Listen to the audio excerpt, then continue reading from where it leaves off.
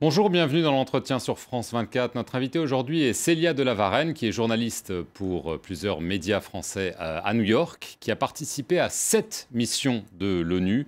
C'est l'auteur d'un livre qui sort aux éditions Ballant, Les étoiles avaient déserté le ciel. Merci d'être sur notre plateau. Merci de m'inviter. Alors ce récit, il va du Cambodge au Timor, de la Bosnie au Libéria. Il raconte souvent le dessous des cartes de ces missions de l'ONU. Ce n'est pas très reluisant, il faut bien le dire.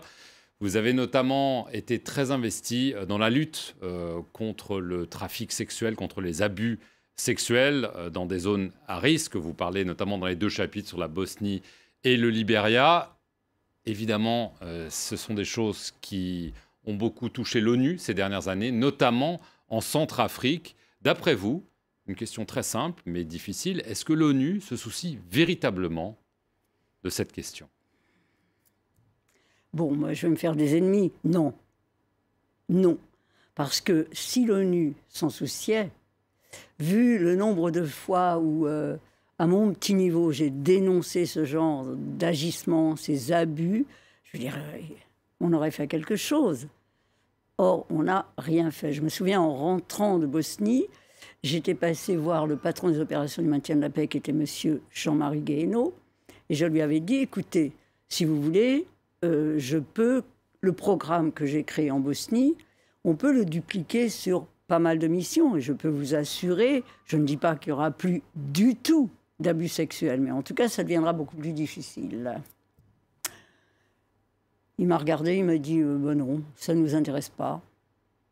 Vous comprenez, peut-être que ça va empêcher les casques bleus d'exercer leurs droits de l'homme. Alors je lui ai demandé quand même ce qu'il en était des droits des gamines et de ces jeunes femmes qui sont utilisées par les casques bleus, mais pas seulement, par les organisations internationales, j'attends une réponse. Alors d'après vous, est-ce que c'est parce que ça peut compromettre la diplomatie dans certains cas? On voit que vous avez un caractère bien trempé à travers votre récit. C'est des missions délicates dans des pays qui sortent de conflits, où le conflit est parfois encore là, et on se dit finalement que les questions d'abus sexuels par des soldats, c'est pas si grave. Écoutez, moi je pense pas de cette façon-là. Je pense que...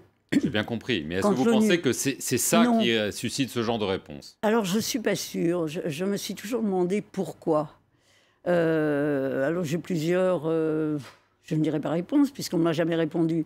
Je pense que dans un premier temps, l'ONU pense que si on prend des mesures, parce qu'on peut les prendre, ces mesures, pour que les soldats et les civils, parce qu'il y a aussi des civils, ne se comportent plus comme des voyous et comme des criminels, parce que dans certains pays, le viol, c'est puni de 15 ans de prison, ils n'auront plus, les pays contributeurs de troupes n'enverront plus de casque bleu.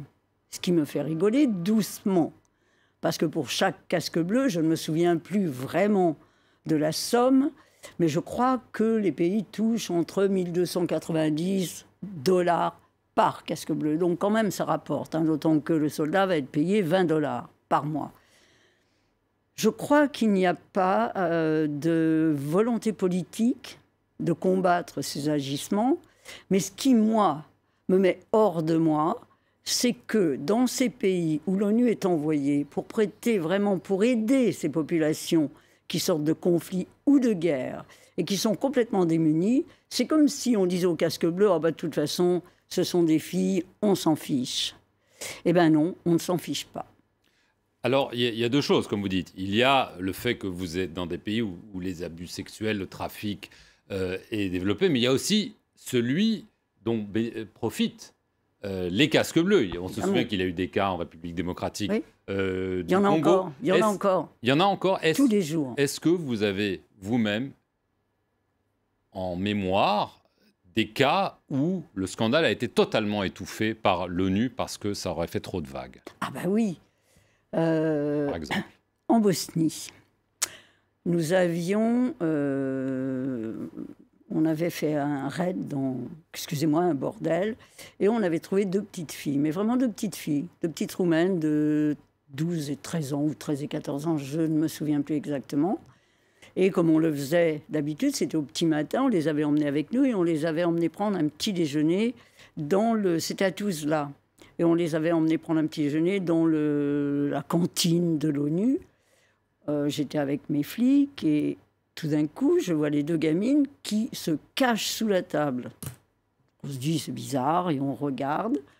Et on voit 2 soldats, pas de soldats, il n'y avait pas de soldats, 2 policiers pakistanais. Finalement, on les fait sortir de sous la table et avec un interprète, elle nous raconte l'histoire. Ils avaient payé pour passer la nuit avec ces gamines. Ils les avaient lacérées à coups de rasoir, forcées à avoir des relations sexuelles avec des animaux. Et comme elles n'étaient pas assez dociles, selon eux, elles avaient été ensuite violées par les gardes du corps du trafiquant. Et vraiment, ça nous a donné la nausée. Donc, on l'a signalé. Moi, j'ai signalé à mon boss, Jacques-Paul Klein, qui était vraiment le chef de la mission et qui était dur, hein, et qui était furieux et qui voulait les virer, enfin les renvoyer. Le lendemain matin, ils avaient quitté la mission. En catimini. Ah ben oui. Et... on les a jamais... Enfin, si, ils doivent être sur notre mission de la paix, hein, parce que ces gens-là, on les transfère. Alors, pourtant, on a vu le secrétaire général de l'ONU, Ban Ki-moon, affirmer qu'il y aurait une tolérance zéro, qu'on allait nommer les... Non. Écoutez, moi j'ai vu arriver au Libéria une femme, la tête bien pleine de cette fameuse tolérance zéro. Alors évidemment, elle venait 3 jours à Monrovia, elle allait pouvoir repartir dans son petit bureau en disant « j'ai vu le Libéria ». Je lui ai posé des questions. Je lui ai dit, écoutez, nous, quand on a quelqu'un qui viole une petite fille, il se passe quoi? C'était en 2004. Nous sommes en 2016. J'attends encore la réponse. Rien. Il n'y a rien. Le problème, c'est que l'ONU, en tant que telle, ne peut pas sanctionner. Il faut que ce soit les pays d'où viennent ces soldats ou ces policiers qui le fassent. Oh oui, c'est facile de dire ça, franchement. C'est vrai. Oui, c'est vrai, mais il suffirait que l'ONU disent, bon, celui-ci, celui-ci, celui-là, allez hop, liste noire, vraiment. Et puis, plus jamais il ira sur une mission et fasse pression sur les pays quand même. Pourquoi peut-on avoir des gens qui commettent des crimes ailleurs? Parce que c'est un crime de violer ou d'acheter une gamine et de... Enfin, pour moi, c'est un crime. La Centrafrique, on en parle beaucoup, des scandales sexuels qui sont pas liés directement à l'ONU. On parle plus de suspicions contre des soldats français de cette mission. Mais il y a eu aussi, à la suite de cela, un scandale au sein de l'ONU en affirmant qu'un lanceur d'alerte, entre guillemets, Anders Kompass, un diplomate suédois, avait fait un rapport qui a été plus ou moins enterré. Pour vous, est-ce que c'est symptomatique des maux que vous dénoncez ? Oui, oui, bien sûr. Ça n'a aucune importance. Je veux dire, les abus sexuels, qu'ils soient de soldats, comme ceux de la force Sangaris et encore, ça a été beaucoup exagéré. Il y a une enquête en cours en France. Oui, donc c'est un peu difficile d'en parler. Mais dans un premier temps, l'ONU s'est retranchée derrière en disant c'est pas l'ONU. Mais au même moment, il y avait une petite fille de 12 ans qui était violée par des soldats de l'ONU. Et toutes les semaines, il y a des abus sexuels commis par les gens de l'ONU. Alors moi, je dirais pas que ça me décourage, mais c'est facile, quoi. C'est facile. On peut faire quelque chose. Mais à quel niveau est-ce qu'il y a cette sorte de conspiration du silence que vous semblez dénoncer? À tous les niveaux. Mais au plus haut niveau. Mais oui, d'abord, vous avez un secrétaire général qui s'est soucié il va faire 10 ans, oui. En 10 ans, il s'est beaucoup plus soucié de son image personnelle que de l'image de l'ONU. Il fallait pas, mon Dieu, il fallait pas qu'on parle de lui en mal, il fallait pas... Et c'est pareil pour tout. Plutôt que de reconnaître qu'il y a eu ce qui s'est passé, et ça, je trouve que ce serait à la gloire de l'ONU quand même.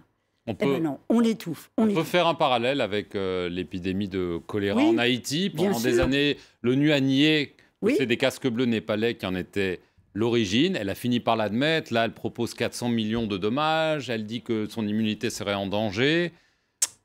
Mais ce sont des foutaises, tout ça. L'ONU ne veut pas payer. Vous vous rendez compte, si par exemple l'ONU devait payer les maires de Srebrenica, par exemple, pour ces massacres qui ont eu lieu sous le regard de l'ONU impassible. L'ONU a même fourni les bus qui emmenaient aux Serbes, qui emmenaient les Bosniaques. Je veux dire, l'ONU serait, entre guillemets, ruinée si à chaque fois elle devait payer. Donc l'ONU ne veut pas payer, elle préfère s'en tenir aux dénégations. Non, il n'y a rien. L'ONU pense que ce qui n'est pas admis, peut-être, n'existera pas. Nouveau secrétaire général de l'ONU, Antonio Guterres, vous souriez, ça veut dire que vous adorez, donc vous avez peut-être de l'espoir que ces pages sombres se tournent. C'est un homme, je le dis à chaque fois, je me répète, mais c'est un homme qui ne pratique pas la langue de bois, qui pendant 10 ans, en se battant pour les migrants et pour les réfugiés, à la tête du HCR, a prouvé que c'était vraiment un homme bien et qui disait ce qu'il pense. La seule chose qui me fait peur, c'est qu'il va devoir faire face à 193 pays, donc 193 patrons. Mission et impossible. si on va par là, les 5 membres permanents du Conseil de sécurité, on va encore rétrécir la Russie et les États-Unis. Donc, est-ce qu'il va pouvoir changer quelque chose face à des pays qui n'ont pas du tout envie que ça change? Je ne crois pas. Merci beaucoup Célia de la Varenne pour votre témoignage sur la face cachée des missions des Nations Unies. Merci à vous d'avoir regardé cet entretien sur France 24. Restez sur notre antenne pour plus d'informations.